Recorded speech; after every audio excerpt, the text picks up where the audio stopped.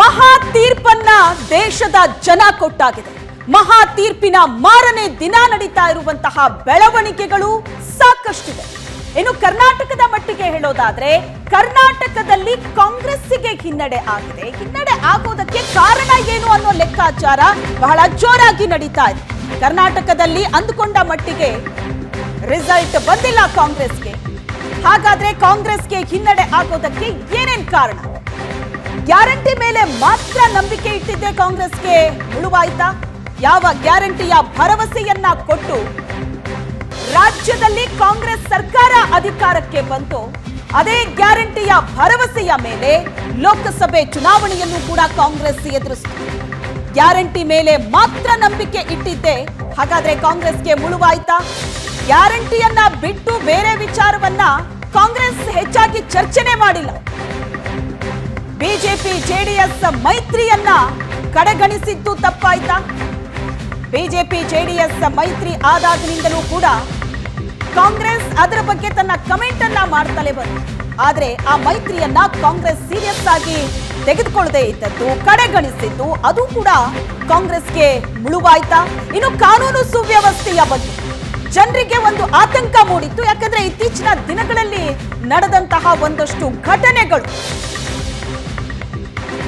ಸರಣಿ ಹತ್ಯೆಗಳು, ಇವೆಲ್ಲವೂ ಕೂಡ ಜನರ ಮನಸ್ಸಲ್ಲಿ ಒಂದು ಆತಂಕಕ್ಕೆ ಕಾರಣವಾಗಿತ್ತು. ಅಭ್ಯರ್ಥಿ ಆಯ್ಕೆ ವಿಚಾರದಲ್ಲೂ ಕೂಡ ಹಾಗಾದ್ರೆ ಕೈಪಡೆ ಎಡವಟ್ಟನ್ನ ಮಾಡಿಕೊಳ್ತಾ ಈ ಎಲ್ಲ ಕಾರಣಗಳ ಬಗ್ಗೆಯೂ ಕೂಡ ಈಗ ಬಹಳ ದೊಡ್ಡ ಲೆಕ್ಕಾಚಾರ ನಡೀತಾ ಇದೆ. ಫಲಿತಾಂಶದ ಬೆನ್ನಲ್ಲೇ ಈಗ ಲೆಕ್ಕಾಚಾರಗಳು ಕೂಡ ಬಹಳ ಜೋರಾಗಿ ನಡೀತಾ ಇದೆ. ಇನ್ನು ಕಾಂಗ್ರೆಸ್ನಲ್ಲಿ ಏನೇನಾಗತ್ತೆ, ಕಾಂಗ್ರೆಸ್ನಲ್ಲಿ ಬಂದಿರುವಂತಹ ಫಲಿತಾಂಶ ಕೂಡ ಹಲವು ಚರ್ಚೆಗೆ ಎಡೆ ಮಾಡಿಕೊಡ್ತಾ ಇದೆ. ಕಾಂಗ್ರೆಸ್ನಲ್ಲಿ ಹಲವರ ಸ್ಥಾನಕ್ಕೆ ಕುತ್ತು ಬರುತ್ತಾ? ಅಧಿಕಾರದಲ್ಲಿದ್ರೂ ಕೂಡ ನಿರೀಕ್ಷಿತ ಗೆಲುವನ್ನ ಕಾಂಗ್ರೆಸ್ ಕಂಡಿಲ್ಲ. ಇದು ಕಾಂಗ್ರೆಸ್ಗೆ ಬಹಳ ದೊಡ್ಡ ಟೆನ್ಷನ್ ಆಗಿದೆ. ಅಧಿಕಾರದಲ್ಲಿದೆ ರಾಜ್ಯದಲ್ಲಿ ಕಾಂಗ್ರೆಸ್, ಬಹಳ ದೊಡ್ಡ ಬಹುಮತದೊಂದಿಗೆ ರಾಜ್ಯದಲ್ಲಿ ಕಾಂಗ್ರೆಸ್ ಅಧಿಕಾರದ ಚುಕ್ಕಾಣಿಯನ್ನ ಹಿಡಿಯತ್ತೆ. ಅದೇ ಭರವಸೆಯೊಂದಿಗೆ, ಅದೇ ಹುಮ್ಮಸ್ಸಿನಲ್ಲಿ ಲೋಕಸಭೆ ಚುನಾವಣೆಯನ್ನ ಎದುರಿಸೋದಕ್ಕೆ ಹೋಗುತ್ತೆ. ಆದ್ರೆ ಒಂದಷ್ಟು ತಯಾರಿಗಳು ಆಗಬೇಕಾಗಿತ್ತು. ರಾಜ್ಯ ಸರ್ಕಾರದಲ್ಲಿ ಕೆಲವರ ಸ್ಥಾನ ಪಲ್ಲಟಗೊಳ್ಳುವಂತಹ ಸಾಧ್ಯತೆ ಇದೆ ಬಿಕಾಸ್ ಆಫ್ ಈ ಫಲಿತಾಂಶ. ಕೋಲಾರದಲ್ಲಿ ಸೋಲಾಗಿದೆ. ಸಚಿವ ಮುನಿಯಪ್ಪ ಮೇಲೆ ಈಗ ಸಹಜ ಸಿಟ್ಟಿದೆ. ಯಾಕಂದ್ರೆ ಕೋಲಾರದಲ್ಲಿ ಒಂದಷ್ಟು ಬೆಳವಣಿಗೆ ಆಯಿತು. ಸಚಿವ ಮುನಿಯಪ್ಪ ಮತ್ತು ರಮೇಶ್ ಕುಮಾರ್ ಎರಡು ಬಣದ ತಿಕ್ಕಾಟ ಏನಾಯ್ತು, ಆ ತಿಕ್ಕಾಟಕ್ಕೆ ಕೋಲಾರವನ್ನ ಕಳ್ಕೋಬೇಕಾಗಿ ಬಂತು ಕಾಂಗ್ರೆಸ್ಗೆ ಅನ್ನೋ ಲೆಕ್ಕಾಚಾರ. ಇನ್ನು ಮಗಳ ಗೆಲುವು, ಡಿಸಿಎಂ ಸ್ಥಾನದ ಮೇಲೆ ಸತೀಶ್ ಈಗ ಕಣ್ಣಿಟ್ಟಿದ್ದಾರೆ. ಮಗಳನ್ನ ಕಣದಲ್ಲಿ ಇರಿಸಿದ್ರು, ಈ ಬಾರಿ ಗೆದ್ದುಕೊಂಡು ಕೂಡ ಬಂದಿದ್ದಾರೆ. ಪ್ರಿಯಾಂಕಾ ಜಾರಕಿಹೊಳಿ ಗೆಲುವನ್ನ ಸಾಧಿಸಿದ್ದಾರೆ. ಈಗ ಸತೀಶ್ ಜಾರಕಿಹೊಳಿ ಡಿಸಿಎಂ ಸ್ಥಾನದ ಮೇಲೆ ಕಣ್ಣಿಟ್ಟಿದ್ದಾರೆ. ಇನ್ನು ಕಲ್ಯಾಣ ಕರ್ನಾಟಕ ನಾಯಕರಿಂದ ಬೇಡಿಕೆ ಹೆಚ್ಚಾಗೋ ಸಾಧ್ಯತೆ ಇದೆ. ಯಾಕಂದ್ರೆ ಕಲ್ಯಾಣ ಕರ್ನಾಟಕ ಭಾಗದ ಮೇಲೆ ಬಿಜೆಪಿ ಕಣ್ಣಿಟ್ಟಿತ್ತು. ಆದ್ರೆ ನಿರೀಕ್ಷಿತ ಮಟ್ಟದಲ್ಲಿ ಬಿಜೆಪಿ ಈ ಭಾಗದಲ್ಲಿ ಗೆಲುವನ್ನ ಸಾಧಿಸೋದಕ್ಕೆ ಸಾಧ್ಯವಾಗಿಲ್ಲ.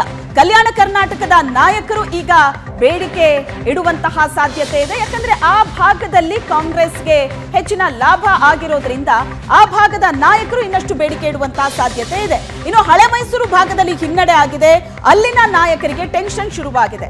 ಹಳೆ ಮೈಸೂರು ಭಾಗ, ಅದು ಮೈಸೂರು, ಕೊಡಗು ಆಗಿರಬಹುದು ಅಥವಾ ಚಾಮರಾಜನಗರ, ಆ ಭಾಗದ ಕ್ಷೇತ್ರಗಳನ್ನ ಗೆದ್ದುಕೊಂಡು ಬರಬೇಕು ಅಂತ ಸಿದ್ದರಾಮಯ್ಯನವರು ಕೂಡ ಬಹಳ ದೊಡ್ಡ ಲೆಕ್ಕಾಚಾರ, ಪ್ರಯತ್ನ ಕೂಡ ಪಟ್ಟಿದ್ರು. ಆದ್ರೆ ಈಗ ಅಲ್ಲಿ ಹಿನ್ನಡೆ ಆಗಿರೋದ್ರಿಂದ, ಜೊತೆಗೆ ಮಂಡ್ಯ, ಆ ಭಾಗದ ವಿಧಾನಸಭಾ ಕ್ಷೇತ್ರಗಳಲ್ಲಿ ಕಾಂಗ್ರೆಸ್ ಶಾಸಕರೇ ಇದ್ದಾರೆ. ಆದಾಗ್ಯೂ ಕೂಡ ಬಹಳ ದೊಡ್ಡ ಮತಗಳ ಅಂತರದಿಂದ ಕುಮಾರಸ್ವಾಮಿ ಅವರು ಗೆದ್ದು ಬಂದಿದ್ದಾರೆ. ಹಾಗಾಗಿ ಆ ಭಾಗದ ನಾಯಕರಿಗೂ ಕೂಡ ಇದರ ಹೊಡೆತ ಬೀಳುತ್ತೆ. ಕಡಿಮೆ ಅಂತರದಲ್ಲಿ ಸೋತಿರುವಂತಹ ಕ್ಷೇತ್ರ, ಅದರ ಬಗ್ಗೆ ಕೂಡ ಪರಾಮರ್ಶೆ ನಡೆಯುತ್ತೆ ಕಾಂಗ್ರೆಸ್ನಲ್ಲಿ. ಯಾಕೆ ಸೋತ್ವಿ ಅನ್ನೋದರ ಬಗ್ಗೆ. ಇನ್ನು ಸಹೋದರನ ಸೋಲಿನಿಂದ ಡಿಸಿಎಂ ಡಿಕೆಶಿಗೆ ಟೆನ್ಷನ್ ಆಗಿದೆ, ಸಹಜ. ಯಾಕಂದ್ರೆ ಡಿಕೆಶಿ ಬ್ರದರ್ಸ್ ಅದು ಭದ್ರವಾದ ಕೋಟೆ, ಕನಕಪುರ ಬಂಡೆ ಅವರ ಸ್ವಕ್ಷೇತ್ರ. ಆದ್ರೆ ಅಲ್ಲೇ ಅವರಿಗೆ ಬಿದ್ದಿರುವಂತಹ ಪೆಟ್ಟಿದೆಯಲ್ಲ, ಅದು ಬಹಳ ದೊಡ್ಡ ಟೆನ್ಷನ್ ಅನ್ನ ಡಿಸಿಎಂ ಡಿಕೆ ಶಿವಕುಮಾರ್ ಅವರಿಗೆ ತಂದಿಡ್ತಾ ಇದೆ. ಈ ಎಲ್ಲ ವಿಚಾರಗಳ ಬಗ್ಗೆಯೂ ಕೂಡ ಕಾಂಗ್ರೆಸ್ನಲ್ಲಿ ಚರ್ಚೆ ಆಗತ್ತೆ. ಬಹಳ ದೊಡ್ಡ ಮಟ್ಟದ ಚರ್ಚೆಗಳು ಕೂಡ ಈಗಾಗಲೇ ಆಗ್ತಾ ಇದೆ. ಈ ಬಗ್ಗೆ ಹೆಚ್ಚಿನ ಡೀಟೇಲ್ಸ್ ಅನ್ನ ಕೊಡ್ತಾರೆ ನಮ್ಮ ಪ್ರತಿನಿಧಿ ಮಾರುತೇಶ್, ಸಂಪರ್ಕದಲ್ಲಿದ್ದಾರೆ. ಮಾರುತೇಶ್, ಆರಂಭದಿಂದಲೂ ಕೂಡ ಕಾಂಗ್ರೆಸ್ ಒಂದು ಕಾನ್ಫಿಡೆನ್ಸ್ ನಲ್ಲಿ ನುಗ್ಗುತ್ತಾ ಇತ್ತು. ಕಾರಣ ವಿಧಾನಸಭೆ ಚುನಾವಣೆಯ ಫಲಿತಾಂಶ, ಕೈಯಲ್ಲಿ ಒಂದಷ್ಟು ಗ್ಯಾರಂಟಿಗಳು, ಅದನ್ನ ಜನರಿಗೆ ಕೊಟ್ಟಾಗಿದೆ. ಜನ ನಮ್ಮ ಕೈ ಹಿಡಿತಾರೆ ಅನ್ನೋ ಭರವಸೆಯಲ್ಲಿ. 2 ಡಿಜಿಟ್ ನಂಬರ್ ಅನ್ನ ಕ್ಲೇಮ್ ಮಾಡ್ತಾ ಇತ್ತು ಆರಂಭದಿಂದಲೂ ಕಾಂಗ್ರೆಸ್. ಆದ್ರೆ ಸಿಂಗಲ್ ಡಿಜಿಟ್ಗೆ ತೃಪ್ತಿ ಪಟ್ಕೋಬೇಕಾಗಿದೆ. ಈ ಒಂದು ಹಿನ್ನಡೆಗೆ ಕಾರಣ ಏನು ಅನ್ನೋದರ ಬಗ್ಗೆ ಕೂಡ ಈಗ ಬಹಳಷ್ಟು ಪರಾಮರ್ಶೆಗಳು ನಡೀತಾ ಇದೆ ಕಾಂಗ್ರೆಸ್ನಲ್ಲಿ. ಹಾಗಾಗಿ ಕಾಂಗ್ರೆಸ್ನ ಒಳಗಡೆ ಈ ಫಲಿತಾಂಶ ಯಾವ ರೀತಿ ಚರ್ಚೆಗೆ ಈಗ ಕಾರಣ ಆಗ್ತಾ ಇದೆ?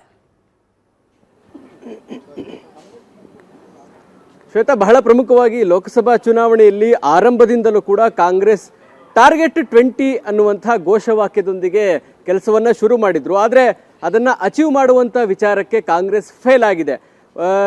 ಕಳೆದ 4 ಲೋಕಸಭಾ ಚುನಾವಣೆಯನ್ನು ನೋಡಿದಂಥ ಸಂದರ್ಭದಲ್ಲಿ 2004ರಿಂದ 2024 ತನಕ ಡಬಲ್ ಡಿಜಿಟ್ ದಾಟುವಂತ ಕಾಂಗ್ರೆಸ್ನ ಕನಸಿಗೆ ಮತ್ತೊಮ್ಮೆ ತಣ್ಣೀರೆರಚಿದಂತಾಗಿದೆ. ಯಾಕೆಂದ್ರೆ ಈ ಬಾರಿಯೂ ಕೂಡ ಸಿಂಗಲ್ ಡಿಜಿಟ್ಗೆ ತೃಪ್ತಿ ಪಡಬೇಕಾದಂತಹ ಪರಿಸ್ಥಿತಿ ಎದುರಾಗಿದೆ. ನಿರೀಕ್ಷೆ ಇದ್ದಂಥದ್ದು ಕಾಂಗ್ರೆಸ್ಗೆ ಕನಿಷ್ಠ 14 ಆದ್ರೂ ನಾವು ಗೆಲ್ತೀವಿ ಅನ್ನುವಂಥದ್ದಿತ್ತು. ಅದಾಗದೇ ಇದ್ರೂ ಕೂಡ 2 ಅಂಕಿಯಾರು ದಾಟ್ತೀವಿ ಅನ್ನುವಂಥ ಆತ್ಮವಿಶ್ವಾಸದಲ್ಲಿ ಕಾಂಗ್ರೆಸ್ ನಾಯಕರಿದ್ರು. ಅದಕ್ಕೆ ಒಂದಷ್ಟು ಕಾರಣಗಳು ಕೂಡ ಇತ್ತು. ಯಾಕಂದ್ರೆ ಚುನಾವಣಾ ಪೂರ್ವದಲ್ಲಿ ಏನು ಗ್ಯಾರಂಟಿ ಘೋಷಣೆ ಮಾಡಿದ್ವಿ ಅದನ್ನ ಈಡೇರಿಸಿದ್ದೀವಿ, ಹಾಗಾಗಿ ಜನ ನಮ್ಮನ್ನ ಕೈ ಬಿಡಲ್ಲ ಅನ್ನುವಂತಹ ನಂಬಿಕೆಯಲ್ಲೇ ಕಾಂಗ್ರೆಸ್ ನಾಯಕರು ಇದ್ರು. ಸೊ ಆ ಕಾರಣಕ್ಕಾಗಿ ಆ ಅತಿಯಾದ ಆತ್ಮವಿಶ್ವಾಸ ಚುನಾವಣೆಯಲ್ಲಿ ಕೆಲಸ ಮಾಡಿಲ್ಲ ಅಂತ ಕಾಣಿಸ್ತಾ ಇದೆ. ಇನ್ನೊಂದು ಕಡೆ JDS ಮತ್ತು BJP ಮೈತ್ರಿಯನ್ನ ಕಾಂಗ್ರೆಸ್ ನಾಯಕರು ಹೆಚ್ಚು ಸೀರಿಯಸ್ ಆಗಿ ತೆಗೆದುಕೊಳ್ಳಿಲ್ಲ. ಇದು ಅಪವಿತ್ರ ಮೈತ್ರಿ, ಈ ಮೈತ್ರಿ ಸಕ್ಸಸ್ ಆಗಲ್ಲ. ನಾಯಕರ ಹಂತದಲ್ಲಿ ಮೈತ್ರಿ ಆಗ್ಬಹುದು, ಆದ್ರೆ ಕಾರ್ಯಕರ್ತರ ಮಟ್ಟದಲ್ಲಿ ಮೈತ್ರಿ ಆಗುವಂಥದ್ದು ಅಷ್ಟು ಸುಲಭ ಅಲ್ಲ ಅಂತೇಳಿ ಪದೇ ಪದೇ ಮುಖ್ಯಮಂತ್ರಿಗಳು ಹೇಳ್ತಾ ಇದ್ರು. DK ಶಿವಕುಮಾರ್ ಕೂಡ ಹೇಳ್ತಾ ಇದ್ರು. ಯಾರು ಈ ರೀತಿಯಾದಂತಹ ಟೀಕೆಗಳನ್ನ ಮಾಡ್ತಾ ಇದ್ರು ಅವರ ಕ್ಷೇತ್ರಗಳಲ್ಲೇ ಮೈತ್ರಿ ವರ್ಕೌಟ್ ಆಗಿದೆ. ಮೈಸೂರು ಉದಾಹರಣೆ ತೆಗೆದುಕೊಳ್ಳಿ, ಮಂಡ್ಯ ಉದಾಹರಣೆ ತೆಗೆದುಕೊಳ್ಳಿ, ಬೆಂಗಳೂರು ಗ್ರಾಮಾಂತರ ಉದಾಹರಣೆ ತೆಗೆದುಕೊಳ್ಳಿ, ಇಲ್ಲೆಲ್ಲ 100% ಮೈತ್ರಿ ವರ್ಕ್ ಆಗಿದೆ. ಮೈತ್ರಿ ವರ್ಕ್ ಆಗಿರುವಂತ ಕಾರಣಕ್ಕಾಗಿಯೇ ಹಳೆ ಮೈಸೂರು ಭಾಗದಲ್ಲಿ BJP ಮತ್ತು JDSಗೆ ಒಂದು ಅಭೂತಪೂರ್ವವಾದಂತಹ ಬೆಂಬಲ ಸಿಕ್ತು.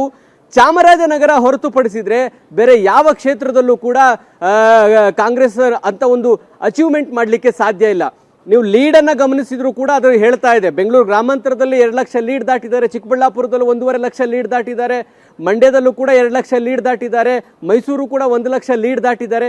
ಈ ಲೀಡನ್ನು ಗಮನಿಸಿದ್ರು ಕೂಡ ಮೈತ್ರಿ ಎಷ್ಟರ ಮಟ್ಟಿಗೆ ವರ್ಕ್ ಆಗಿದೆ ಅನ್ನೋದು ಬಹಳ ಸ್ಪಷ್ಟವಾಗಿ ಗೊತ್ತಾಗ್ತಾ ಇದೆ. ಹೀಗಾಗಿ ಮೈತ್ರಿಯ ನಿರ್ಲಕ್ಷ್ಯ ಮಾಡಿದ್ದು ಕಾಂಗ್ರೆಸ್ಗೆ ಒಂದು ದೊಡ್ಡ ಮುಳುವಾಯಿತು. ಇದರ ಜೊತೆಗೆ ಗ್ಯಾರಂಟಿಗಳು ಜನರ ಜನರಿಗೆ ತಲುಪಿಸಿದ್ವಿ, ಹೀಗಾಗಿ ಅವರು ಕಾಂಗ್ರೆಸ್ನ ಕೈ ಬಿಡಲ್ಲ ಅಂತ ಹೇಳಿದ್ರು. ಈ ಹಿಂದಿನಿಂದಲೂ ಒಂದು ಮಾತಿದೆ, ಯಾವ ಒಳ್ಳೆಯ ಕೆಲಸಗಳಿಗೂ ಕೂಡ ವೋಟ್ ಬೀಳಲ್ಲ ಅನ್ನುವಂತಹ ಒಂದು ಚರ್ಚೆ ಇದೆ ಪ್ರತಿ ಫಲಿತಾಂಶ ಬಂದಾಗ. ಈ ಬಾರಿಯೂ ಕೂಡ ಅದೇ ರೀತಿಯಾಗಿದೆ. ಗ್ಯಾರಂಟಿಗಳು ಹೆಚ್ಚು ವರ್ಕ್ ಆಗಿಲ್ಲ ಅನ್ನೋದು ಬಹಳ ಸ್ಪಷ್ಟವಾಗಿ ಗೊತ್ತಾಗ್ತಾ ಇದೆ. ಇನ್ನೊಂದು ಕಡೆ ಯಾವಾಗಲೂ ಚುನಾವಣೆ ನಡೆಯುವಂತ ಸಂದರ್ಭದಲ್ಲಿ ಜಾತಿ ಸಮೀಕರಣಗಳು ಹೆಚ್ಚು ಕೆಲಸ ಮಾಡ್ತವೆ. ಹಾಗೆ ನೋಡಿದ್ರೆ ಬಿಜೆಪಿಯಲ್ಲಿ ವಿಜೇಂದ್ರ ಅವರಿಗೆ ಪಟ್ಟ ಕಟ್ಟಿದ್ದು ಲಿಂಗಾಯತರ ಕನ್ಸಾಲಿಡೇಷನ್ ಒಂದು ಕಡೆ, ಇನ್ನೊಂದು ಕಡೆ ಕುಮಾರಸ್ವಾಮಿ ಮೈತ್ರಿ ಮಾಡ್ಕೊಂಡಿದ್ದು, ಕುಮಾರಸ್ವಾಮಿ ಬಿಜೆಪಿಗೆ ಬೆಂಬಲವಾಗಿ ನಿಂತ್ಕೊಂಡಿದ್ದು ಒಕ್ಕಲಿಗರ ಮತ ಸೆಳೆಯುವಂತ ವಿಚಾರದಲ್ಲೂ ಕೂಡ ಸಕ್ಸಸ್ ಆಗಿದೆ. ಹಾಗಾಗಿ ಒಕ್ಕಲಿಗ ಮತ್ತು ಲಿಂಗಾಯತ ಫ್ಯಾಕ್ಟರ್ ಕೂಡ ಬಿಜೆಪಿಯ ಪರವಾಗಿತ್ತು. ಕಾಂಗ್ರೆಸ್ಗೆ ಇದು ಕೂಡ ಹೊಡೆತ ಕೊಟ್ಟಿದೆ. ಈಗ ಪ್ರಾದೇಶಿಕವಾರು ಅಂತ ಬಂದಾಗಲೂ ಕೂಡ ಹಳೆ ಮೈಸೂರು ಭಾಗದಲ್ಲಿ CM DCM ಜೋಡಿ ಇದ್ರೂ ಕೂಡ ಕಮಾಲ್ ಮಾಡಲಿಕ್ಕೆ ಆಗಲಿಲ್ಲ. ಬಹಳ ಹೀನಾಯವಾದಂತಹ ಪರ್ಫಾರ್ಮೆನ್ಸ್ ಆಗಿದೆ. ಕಲ್ಯಾಣ ಕರ್ನಾಟಕ ಭಾಗದಲ್ಲಿ ಕಾಂಗ್ರೆಸ್ಗೆ ಕೈ ಹಿಡಿದೇ ಹೋಗಿದ್ರೆ ಇನ್ನೂ ಅತ್ಯಂತ ಹೀನಾಯ ಪರಿಸ್ಥಿತಿಗೆ ಹೋಗ್ತಾ ಇದ್ರು. ಕಲಬುರಗಿ ಗೆದ್ದಿರೋದಿರೋದು, ರಾಯಚೂರು ಗೆದ್ದಿರುವಂಥದ್ದು, ಬೀದರ್, ಕೊಪ್ಪಳ ಈ ಭಾಗದಲ್ಲಿ ಕಾಂಗ್ರೆಸ್ ಒಳ್ಳೆಯ ಪರ್ಫಾರ್ಮೆನ್ಸ್ ಮಾಡಿರೋದ್ರಿಂದ ಕಾಂಗ್ರೆಸ್ನ ಪಾಲಿಗೆ ನಿಟ್ಟುಸಿರು ಬಿಡುವಂತಹ ಫಲಿತಾಂಶ ಬಂದಿದೆ. ಇಲ್ಲದೆ ಹೋಗಿದ್ರೆ ಎಕ್ಸಿಟ್ ಪೋಲ್ ಸರ್ವೆಗಳು ಹೇಳೋ ಹಾಗೆ 5 ಕ್ರಾಸ್ ಆಗಲ್ಲ ಅನ್ನುವಂಥದ್ದಿತ್ತು, ಅಲ್ಲಿಗೆ ಬಂದು ನಿಲ್ಲಬೇಕಾಗಿತ್ತು. ಹಾಗೆ ನೋಡಿದ್ರೆ ಕಲ್ಯಾಣ ಕರ್ನಾಟಕ ಭಾಗದಲ್ಲಿ ಕಾಂಗ್ರೆಸ್ಗೆ ಜನ ಕೈ ಹಿಡಿದಿದ್ದಾರೆ. ಅದಕ್ಕೆ ಕಾರಣ ಮಲ್ಲಿಕಾರ್ಜುನ್ ಖರ್ಗೆ ಅವರು ACC ಅಧ್ಯಕ್ಷರಾಗಿರುವಂಥದ್ದು ಇರ್ಬೋದು. ಜೊತೆಗೆ ಆ ಭಾಗದಲ್ಲಿ ಸ್ಥಳೀಯವಾಗಿ ನಾಯಕತ್ವದ ವಿಚಾರ ಕೂಡ ಇಲ್ಲಿ ಪ್ರಶ್ನೆ ಆಗುತ್ತೆ. ಈಶ್ವರ್ ಖಂಡ್ರೆ ಅವರು ಮಾಡಿದಂಥ ಕೆಲಸದ ರೀತಿ ಇರ್ಬೋದು, ಬಳ್ಳಾರಿಯಲ್ಲಿ ತುಕಾರಾಮ್ ಅವರ ವರ್ಚಸ್ನ ಮೇಲೆ ಗೆದ್ದಿರುವಂಥದ್ದು ಇರ್ಬೋದು. ಜೊತೆಗೆ ಆ ಭಾಗದಲ್ಲಿ ಯಾವಾಗಲೂ ಗ್ರಾಮೀಣ ಭಾಗದಲ್ಲಿ ಗ್ಯಾರಂಟಿಗಳು ಹೆಚ್ಚು ವರ್ಕ್ ಆಗಿದೆ ಅಂತ ಹೇಳ್ತಿದ್ದಾರೆ. ಸೊ ಹಾಗಾಗಿ 2ನೇ ಹಂತದ ಚುನಾವಣೆಯ ಸಂದರ್ಭದಲ್ಲಿ ಅದರಲ್ಲೂ ಕಲ್ಯಾಣ ಕರ್ನಾಟಕ, ಉತ್ತರ ಕರ್ನಾಟಕ ಭಾಗದಲ್ಲಿ ಕಾಂಗ್ರೆಸ್ಗೆ ಗ್ಯಾರಂಟಿಗಳು ಅಲ್ಪ ಮಟ್ಟಿಗೆ ಕೈ ಹಿಡಿದಿದ್ದಾವೆ. ಹಾಗಾಗಿ ಅಲ್ಲಿ ಹೆಚ್ಚು ಸ್ಥಾನವನ್ನ ಗೆಲ್ಲೋದಕ್ಕೆ ಕಾರಣ ಆಗಿದೆ. ಸಹಜವಾಗಿ ಈಗ ಸಚಿವರುಗಳ ಕಾರ್ಯವೈಖರಿ ಮತ್ತು ಸಚಿವರನ್ನ ಮಾಡಿರೋದ್ರಿಂದ ಆಗಿರ್ತಕ್ಕಂಥ ಲಾಭ ಏನು, ನಷ್ಟ ಏನು ಅನ್ನುವಂಥ ಪರಾಮರ್ಶೆ ಕಾಂಗ್ರೆಸ್ನ ಒಳಗೆ ಆಗತ್ತೆ. ಯಾಕಂದ್ರೆ ಸಾಕಷ್ಟು ಸಚಿವರು ತಮ್ಮ ಕ್ಷೇತ್ರಗಳನ್ನ ಗೆಲ್ಲಿಸಿಕೊಳ್ಳುವಲ್ಲಿ ವಿಫಲರಾಗಿದ್ದಾರೆ. ತಮ್ಮ ಮಕ್ಕಳನ್ನ ನಿಲ್ಲಿಸಿದಂಥ ಸಂದರ್ಭದಲ್ಲೂ ಗೆಲ್ಲೋದಕ್ಕೆ ಆಗಿಲ್ಲ. ಲಕ್ಷ್ಮೀ ಹೆಬ್ಬಾಳ್ಕರ್ ಇರ್ಬೋದು, ರಾಮಲಿಂಗಾರೆಡ್ಡಿ ಇರ್ಬೋದು, ಮಧು ಬಂಗಾರಪ್ಪ ಅವರು ತಮ್ಮ ಸಹೋದರರನ್ನ ಕಣಕ್ಕಿಳಿಸಿದ್ರು, ಅವರು ಕೂಡ ಗೆಲ್ಲೋದಕ್ಕೆ ಸಾಧ್ಯ ಆಗಲಿಲ್ಲ. ಸೊ ಇದೆಲ್ಲವೂ ಕೂಡ ಕಾಂಗ್ರೆಸ್ನ ಒಳಗೆ ಚರ್ಚೆ ಆಗುತ್ತೆ.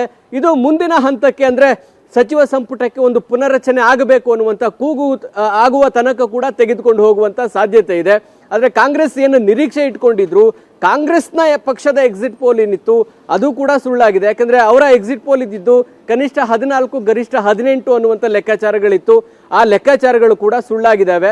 ಈಗ ಮುಖ್ಯಮಂತ್ರಿ ಮತ್ತು ಉಪಮುಖ್ಯಮಂತ್ರಿ ಜೊತೆಗೆ ಪಕ್ಷದ ಅಧ್ಯಕ್ಷರು ಆಗಿರುವಂತಹ DK ಶಿವಕುಮಾರ್ ಅವರ ನಾಯಕತ್ವದ ಪ್ರಶ್ನೆ ಹೇಳುತ್ತೆ. ಯಾಕಂದ್ರೆ 135 ವಿಧಾನಸಭೆಯಲ್ಲಿ ಬಂದಂತ ಸಂದರ್ಭದಲ್ಲಿ DK ಶಿವಕುಮಾರ್ ಅವರ ನಾಯಕತ್ವ ಕಮಾಲ್ ಮಾಡ್ತು, ಒಕ್ಕಲಿಗರಿಗೆ KPCC ಪಟ್ಟ ಕಟ್ಟಿದ್ರಿಂದ ಪಕ್ಷಕ್ಕೆ ಲಾಭ ಆಯಿತು ಅನ್ನುವಂತ ಚರ್ಚೆಯನ್ನು ಹೇಳ್ತಾ ಇದ್ರು. ಆದ್ರೆ ಲೋಕಸಭೆಯಲ್ಲಿ ಅದು ರಿವರ್ಸ್ ಆಗಿದೆ. ಯಾಕಂದ್ರೆ ಅವರ ಕ್ಷೇತ್ರವನ್ನೇ ಅವ್ರು ಗೆಲ್ಲಿಸ್ಕೊಳ್ಳೋದಕ್ಕೆ ಆಗಿಲ್ಲ. ಹೀಗಿರುವಂತಹ ಸಂದರ್ಭದಲ್ಲಿ ನಾಯಕತ್ವದ ಪ್ರಶ್ನೆ ಹೇಳುತ್ತೆ. ಇದರ ಜೊತೆಗೆ ಲೋಕಸಭಾ ಚುನಾವಣೆಯ ತನಕ ಅವರು KPCC ಅಧ್ಯಕ್ಷರಾಗಿ ಮುಂದುವರಿತಾರೆ ಎನ್ನುವಂತಹ ಚರ್ಚೆಗಳಿತ್ತು. ಈಗ ಬದಲಾವಣೆಯ ಚರ್ಚೆ ಕೂಡ ಆರಂಭ ಆಗುತ್ತೆ. ಸಚಿವ ಸಂಪುಟಕ್ಕೆ ಯಾರು ಸಚಿವ ಆಕಾಂಕ್ಷಿಗಳಿದ್ದಾರೆ ಅವರು ಕೂಡ ಒತ್ತಡ ಹಾಕೋದಕ್ಕೆ ಶುರು ಮಾಡ್ತಾರೆ. ಯಾಕಂದ್ರೆ ಸಚಿವರು ಮಾಡಿದ್ರು ಕೂಡ ಅವರ ಕ್ಷೇತ್ರಗಳನ್ನ ಗೆಲ್ಲಿಸ್ಕೊಳ್ಳೋದಕ್ಕಾಗಿಲ್ಲ. ಇಂತಹ ಸಂದರ್ಭದಲ್ಲಿ ಅವ್ರನ್ನ ಮುಂದುವರಿಸೋದು ಬೇಕಾ ಅನ್ನುವಂಥ ಒತ್ತಡಗಳು ಕೂಡ ಶುರುವಾಗುತ್ತೆ. ಅಲ್ಟಿಮೇಟ್ಲಿ ಇದು ಹೈಕಮಾಂಡ್ ಯಾವ ರೀತಿಯಾಗಿ ನೋಡುತ್ತೆ ಕರ್ನಾಟಕದ ಫಲಿತಾಂಶ ಅನ್ನೋದ್ರ ಮೇಲೆ ನಿಂತಿರುವಂತದ್ದು. ಶ್ವೇತಾ, ಓಕೆ ಮಾರುತೇಶ್, ಲೋಕಸಭೆ ಚುನಾವಣೆ ನಂತರ ಒಂದಷ್ಟು ಬೆಳವಣಿಗೆ ಆಗತ್ತೆ, ಒಂದಷ್ಟು ಬದಲಾವಣೆಗಳಾಗತ್ತೆ ಅನ್ನುವಂಥ ಚರ್ಚೆ ಹಿಂದಿನಿಂದಲೂ ಕೂಡ ಇತ್ತು. ಈಗ 9 ಕ್ಷೇತ್ರವನ್ನ ಗೆದ್ದುಕೊಂಡಿದೆ ನಿಜ ಕಾಂಗ್ರೆಸ್, ಆದ್ರೆ ಕಳೆದ ಬಾರಿ ಫಲಿತಾಂಶಕ್ಕೆ ಕಂಪೇರ್ ಮಾಡಿದ್ರೆ ಕಳೆದ ಬಾರಿ ಒಂದಿತ್ತು, ಈಗ ಹೆಚ್ಚುವರಿಯಾಗಿ 8 ಸ್ಥಾನಗಳನ್ನ ಗೆದ್ದುಕೊಂಡಿದೆ. ಆದ್ರೆ ಇದು ಸಂಭ್ರಮ ಪಡುವಂತಹ ವಿಚಾರ ಅಲ್ಲ, ಆದ್ರೆ ಸಮಾಧಾನ ಪಡೋ ವಿಚಾರ ಅಷ್ಟೇ ಅಂತ ಕಾಂಗ್ರೆಸ್ಸೇ ಹೇಳ್ತಾ ಇದೆ. ಆದ್ರೆ ಬೆಂಗಳೂರು ಗ್ರಾಮಾಂತರ ಕ್ಷೇತ್ರವನ್ನ ಕಳ್ಕೊಂಡಿರೋದು ಇದು ಯಾವ ರೀತಿ ಹೊಡೆತ ಕೊಡಬಹುದು ವೈಯಕ್ತಿಕವಾಗಿ DK ಶಿವಕುಮಾರ್ಗೆ ಅಂತ? ಯಾಕಂದ್ರೆ ಈಗ ಕಾಂಗ್ರೆಸ್ನಲ್ಲಿ ಒಂದು ಟಾಕ್ ಇತ್ತು, CM ಸ್ಥಾನ ಬದಲಾವಣೆ ಆಗತ್ತೆ ಅನ್ನೋ ವಿಚಾರವಾಗಿ. ಈ ಒಂದು ಸೋಲೇನಿದೆ ಅಥವಾ ಈ ಒಂದು ಹೊಡೆತ ಏನಿದೆ CM DK ಶಿವಕುಮಾರ್ ಅವರಿಗೆ, ಯಾವ ರೀತಿ ಇದು ಬೀಳಬಹುದು ಅನ್ಸುತ್ತೆ? ಈಗ ಸತೀಶ್ ಜಾರಕಿಹೊಳಿ ಮಗಳನ್ನ ನಿಲ್ಲಿಸಿ ಗೆಲ್ಲಿಸ್ಕೊಂಡು ಬಂದಿದ್ದಾರೆ, DCM ಸ್ಥಾನ ಕೇಳೋ ಸಾಧ್ಯತೆ ಇದೆ ಅನ್ನೋ ಚರ್ಚೆ ಆಗ್ತಾ ಇದೆ. ಶ್ವೇತಾ, ನಿಜ, ಕಳೆದ ಬಾರಿಗೆ ಹೋಲಿಕೆ ಮಾಡಿದ್ರೆ ಕಾಂಗ್ರೆಸ್ನ ಸಾಧನೆ ಉತ್ತಮವಾಗಿದೆ. ಯಾಕಂದ್ರೆ ಕಳೆದ ಬಾರಿ ಕೇವಲ 1 ಸ್ಥಾನದಲ್ಲಿ ಮಾತ್ರ ಗೆದ್ದಿದ್ದು, ಅದು ಬೆಂಗಳೂರು ಗ್ರಾಮಾಂತರ ಕ್ಷೇತ್ರ. ಆದರೆ ನಾವು ಕಂಪೇರ್ ಮಾಡಬೇಕಾಗಿರುವಂಥದ್ದು ವಿಧಾನಸಭಾ ಚುನಾವಣೆಯಲ್ಲಿ ಕಾಂಗ್ರೆಸ್ಗೆ ಇಂಥದ್ದೊಂದು ಅಭೂತಪೂರ್ವ ಗೆಲುವು ಸಿಕ್ಕಿತ್ತು. 135 ಸ್ಥಾನಗಳನ್ನು ಕಾಂಗ್ರೆಸ್ಗೆ ಜನ ಕೊಟ್ಟಿದ್ರು. ಆದರೆ ಅದು 1 ವರ್ಷದ ಒಳಗೆ ಆ ವರ್ಚಸ್ಸು ಉಳಿಸಿಕೊಳ್ಳುವಂಥ ವಿಚಾರದಲ್ಲಿ CM ಆಗಿ ಸಿದ್ದರಾಮಯ್ಯನವರ ಜವಾಬ್ದಾರಿ ಕೂಡ ಇದೆ. KPCC ಅಧ್ಯಕ್ಷರು ಜೊತೆಗೆ ಉಪಮುಖ್ಯಮಂತ್ರಿ ಆಗಿರುವಂತಹ DK ಶಿವಕುಮಾರ್ ಅವರ ಮೇಲೂ ಕೂಡ ಆ ಜವಾಬ್ದಾರಿ ಇತ್ತು. ಅಂದ್ರೆ ಈ 1 ವರ್ಷದ ಆಡಳಿತವನ್ನ ಜನ ಒಪ್ಪಲಿಲ್ವಾ ಅನ್ನುವಂಥ ಪ್ರಶ್ನೆ ಈಗ ಎದುರಾಗಿದೆ.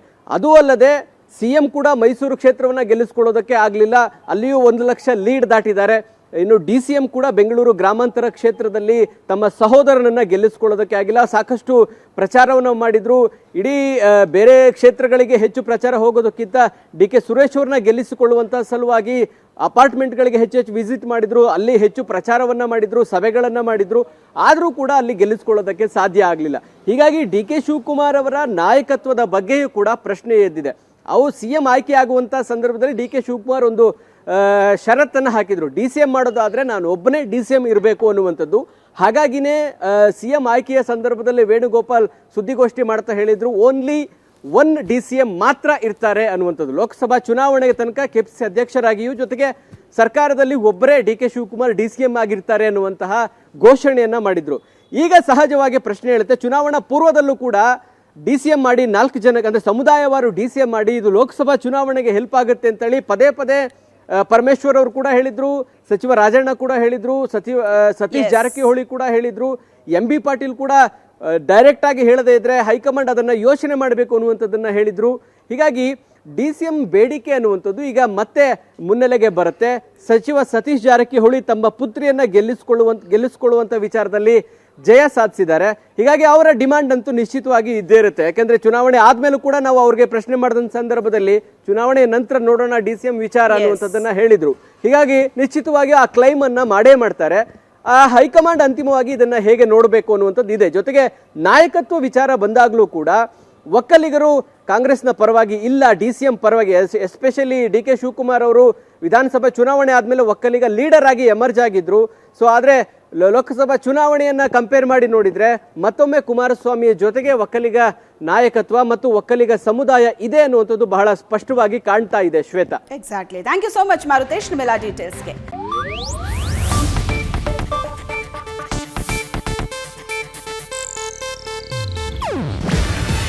ಇದು ಏಷ್ಯಾನೆಟ್ ನ್ಯೂಸ್ ನೆಟ್ವರ್ಕ್ ಪ್ರಸ್ತುತಿ.